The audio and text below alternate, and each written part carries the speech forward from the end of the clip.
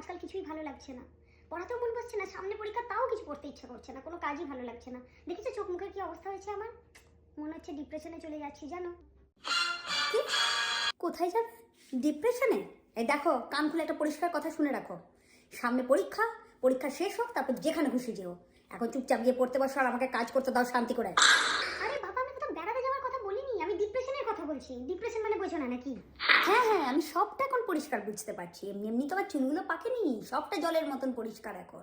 নিশ্চয়ই তোমার ওই বাঁদর বান্ধবীগুলো সবগুলোই তো তোমরা এক গলায় গরু, কারোর তো পড়াশোনায় মন নেই। সবাই মিলে নিশ্চয়ই প্ল্যান করেছো ডিপ্রেশনে যাওয়ার। শোনো, কোথাও যাওয়া হবে না বলে দিলাম, ওদেরকে পরিষ্কার না বলে দাও। আর যদি যেতেই হয় তোমার বাবা বাড়ি ফিরো, তারপর যেখানে খুশি যাও বাবাকে বলে, আমি কোনো কিছু দায়িত্ব নেই। আরে ডিপ্রেশন ডিপ্রেশন ডিপ্রেশন মানে কি করে বোঝায় তোমাকে? আরে বাবা, যখন কোনো টেনশন হয়, কোনো মানুষের মন খারাপ হয়, তখন যেটা হয় মানে কি করে যে বোঝায় তোমাকে? কিচ্ছু বোঝো না তুমি। দূর।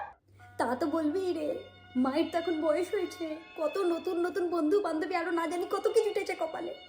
মাকে তোর প্রয়োজন নেই, তোদের মা জীবন পাপ করে দিল তোদের সেবা করে করে। সেই নিজের জীবনের সব শখ আতলা সব ছেড়ে দিয়ে খালি তোদের সেবা করেছে। তোদের কোনটা প্রয়োজন কোনটা কি দরকার সারাদিন সব কিছুর খেয়াল রাখে। আর তো মাকে দরকার নেই রে, এখন দরকার নেই। যেখানে যা যা খুশি কর, আমি আর কিছু বলবো না। এই শুন না, ডিপ্রেশনে যাওয়া হবে না কিন্তু, আমি বলে দিলাম ফাইনাল কথা। যাও চুপচাপ গিয়ে পড়তে বসো, একদম আর কোনো কথা বলবে না। আর যদি ডিপ্রেশনে যাওয়ার কথা বলেছো, মেরে তোমার পিঠের ছল চামড়া তুলে নেবো। ডিপ্রেশনে যাবে? ডিপ্রেশন দেখাচ্ছি ডিপ্রেশন। দূর, কেন যে তোমাকে এসব কথা বলতে এলাম? দূর, ভালো লাগে না। কিছুই যাবে না, কোথাও যাবে না, কিছু করবো না, যাও, যাও।